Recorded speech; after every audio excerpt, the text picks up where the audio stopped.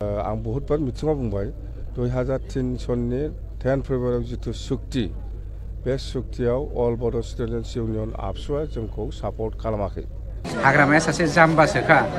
जाम्बाखायनो खिबु सुनो रोङैखायनो कास्टमाबो हाग्रामानि खिब्रमा जानानै बिरखायो। हाग्रामा महिलारि सारखौ जाम्बा होननानै बुंदों। दा हाग्रामा महिलारि सारा दि बेसेबांबा गिदिर एकर्ड बिटिसिखौ लानानै फैदों, नाथाय बिआर फेरेंगा सारा मा लानानै फैदों? माखौ गोसोखांदां फेरेंगाखौ गोसोखांहरदां बिसि फिसाजों मोखां नालाय जायोना जाब्रा बिलाय होननानै जों जायो नालाय। दा रन्जित नोङो फेरेंगा मालाबा हगार नोङो नोंनि बिसि फिसाखौ फेमिलि हगारनायखौ जों नायनायनि नों मानो मालायजों सामफ्रामबो रायजाबाय थायो जाम्बा। गुबुन गुबुन दिनफोरनि बादि दिनैबो नोंथांमोननि थाखाय मोनसे भिडिअ लानानै फैदों। आसा खालामो नोंथांमोन बयबो भिडिअखौ जोबजासिम नायलांगोन आरो लोगोसेनो मिजिंथि नोंथांमोन बयबो मोजाङै दं आरो अरायबो मोजाङै थागोन होननानै आसा खालामबाय। लोगोसेयैनो सोरबाफोर जुदि चेनेलाव गोदानै नुजाथि फैदोंब्ला एबा चेनेलखौ जुदि अनसायदोंब्ला साबस्क्राइब खालामनानै लागोन होननानैबो मिजिंथिबाय। दिनैनि गुबै आयदाफोरा जाबाय मुसलपुर जिल्लायाव जिहेतु इउथ बिपिएफनि दैदेननायाव गोदानै भटार मोननाय लाइमोन सेंग्रा सिख्लाफ्रा बिपिएफ हान्जाखौ मोजां मोननानै बिपिएफ हान्जायाव जगदान खालामदों आरो बे जगदान हाबाफारियावनो बाहागो लानानै बारग' बिटिसिनि चिफ हाग्रामा महिलारि बिथाङा गोबां बेसेन गोसा बिबुंथिफोर होदों। इयुनाव जेनाखि माने इयुथफ्रानो बिटिसिखौ सलायनांगोन आरो बर' हारिनि थांनानै थानायनि थामोनथा आरो बर' हारिनि इयुनखौ रैखाथि होनांगोन होननानै बिथाङा मोजाङैनो बुजायदों। दा बेखौबो नोंथांमोना नायलांनो हागोन। आरो गुबुन फारसेथिंजाय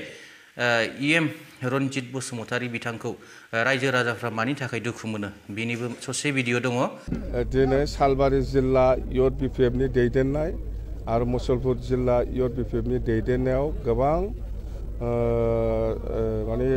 सात्र सात्रिफोर भटार बिथांमोना जोंनाव जइन जादों। खमाव सालबारिनिफ्राय 200नि बारा आरो फ्राय नैबे मुसलपुर जिल्लानिफ्रायबो 300 प्लास अन्तत 600 माने खाथियाव जइनिं जादों आरो बिसोर गोदान भटार सेंग्राफोरबो सिख्लाफोरबो गोदान भटार आरो सोरबायाबा खेबसे होखांबाय होनना बुंदों, सोरबाबा एबार 2024नि जितु एमपि इलेक्सन जागोन बेहायसो गोदानै भट होगोन। भटार लिस्टखौ मोनबाय, बेहाय रावबो भटार नङै मानसि जइन जायाखै। आरो जों बेखौनो बुंदों जे जों बेसे गोबाव बिटिसिखौ सालायनो फिउचारा नोंसिनि आखायावनो, सेंग्रा सिख्लाफोरनि आखायावनो, ओंखायनो नोंथांमोनहा आवगायबोनांगौ होननानै जों खावलायदों। आरो जोबोद मोजां जादों दिनै सालबारि जिल्लानि जेसेबां सेंग्रा सिख्लाफ्रा जोंनि बिपिएफ हान्जायाव हाबनानै जोंखौ मदद होनो ओंखारफैदों आरो मुसलपुर जिल्लानि गोबां सेंग्रा सिख्लाफ्रा भटारफ्रा जोंनि बिपिएफ हान्जाखौ मदद होनानै ओंखारबोदों। जों जोबोद मोजां मोनदों, जों बरायदों आरो आं आसा खालामदों फैगौ 2024नि जितु एमपि इलेक्सन क'क्राझार लकसभा बेवहाय जोङो 100% जोङो बिपिएफआ देरहागोन। आं बहुतबार मिथिङाव बुंबाय 2003 सननि 10 फेब्रुवारियाव जितु सुक्ति बे सुक्तियाव अल बड' स्टुडेन्टस इउनियन आबसुआ जोंखौ सापर्ट खालामाखै। आसामनि बेंगलि छात्र हन्ता आसु बा गरखा बा माइनरिटि मुस्लिम हिसाबै बा राजबंसि हिसाबै गासिबो दल संगठनफ्रा जोंखौ लेटार अफ सापर्ट होदों, सापर्ट खालामदों। बे लेटार अफ सापर्टआ हम मिनिस्ट्रियाव दङ, बेखौ आरटिआइ खालामबा मोनगोन। दाबो जोंनि आखायाव गैया, बेखौ जोङो डाइरेक्ट बे कपिखौ जोङो हम मिनिस्ट्रियाव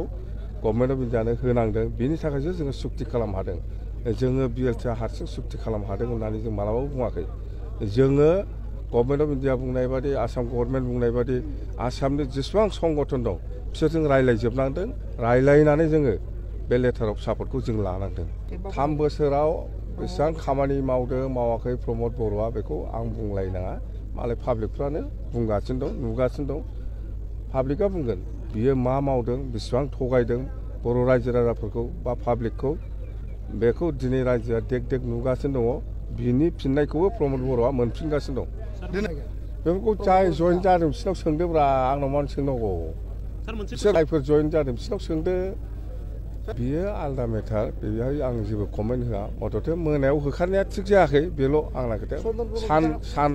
सानाव होखारनांगौमोन, होखारोब्ला मोनायाव होखारनाया थिग जायाखै बेल'। एलायन्सफ्रा बिसोरना जाहैबाय इउपिपिएल, बिजेपि आरो जिएसपि बिसोर ज' आरो एजिपि मोनब्रै दल जयै क'क्राझाराव सासेल' एमपि होगोन मोनब्रै दल लोगो नांनानै बियो इउपिपिएलआनो मोनगोन बे जायगाखौ इउपिपिएलनो हगारना होगोन जोंहा रावजोंबो गैया कंग्रेसजोंबो गैया बिजेपिजोंबो गैया सोरबा इउडिएफजोंबो गैया रावजोंबो गैया बिपिएफआ हारसिंनो बे ससे भिडिअखौ नुनानै रायजो राजा नोंथांमोना निस्सय हमनो हाबाय जे आथिखालाव हाग्रामा महिलारि सारनि आरो बिपिएफ हान्जानि जिहेतु थांखि बेयो माबायदि आरो इयुनखौ नायनानै बिपिएफ हान्जानि एबा हाग्रामा महिलारि सारनि जिहेतु थांखि बेयो माबायदि निस्सय हमनो हाखाबाय जे इयुनाव बिटिसिखौ सालायनो बा इयुनाव बर' हारिखौ बा बिटिसि ओनसोलनि जौगाखांनायखौ लाबोनो थाखाय इयुथफोरनि एबा लाइमोनफोरनि हेफाजाब नांगौ बेखौ थारैनो जोङो बे भिडिअनि गेजेरजों हमनो हाबाय दा गुबुन फारसेथिंजाय एम रनजित बसुमतारी बिथांखौ रायजो राजाफ्रा मानि थाखाय दुखु मोनो जे बिथाङा आरो जाम्बा जाम्बि मानसिफोरखौ माबायदि मेगनजों नोजोर होयो बेखौ निस्सय नोंथांमोना नैबे माखासे भिडिअखौ नायोब्ला हमनो हागोन दा गिबियावनो नैबे ससे भिडिअखौ नायनानै लाग्रोदो बिनि उनाव आरोबाव फेरेंगाया माखासे बिबुंथि होदों बेखौबो नायनानै लादो मानसि गिदिरफ्रा न'आव इन्टारेस्ट बिदि ओंखाम जाया ना जाया बेखौ रनजित माबाखौ गोसोखांदां फेरेंगाखौ गोसोखांहरदां बिसि फिसाजों मोखां नालाय जायो ना जाब्रा बेलाय होननानै जों जायो नालाय दा रनजित नोङो फेरेंगा मालाबा हगार नोङो नोंनि बिसि फिसाखौ फेमिलि हगारनायखौ जों नायनायनि नों मानो मालायजों सामफ्रामबो रायजाबाय थायो जाम्बा एमएलए जाबा बिदि रायजायो नामा फाग्ला फाग्ला माबा आंना सोरखौबा आथिं गावफ्लंहोनाय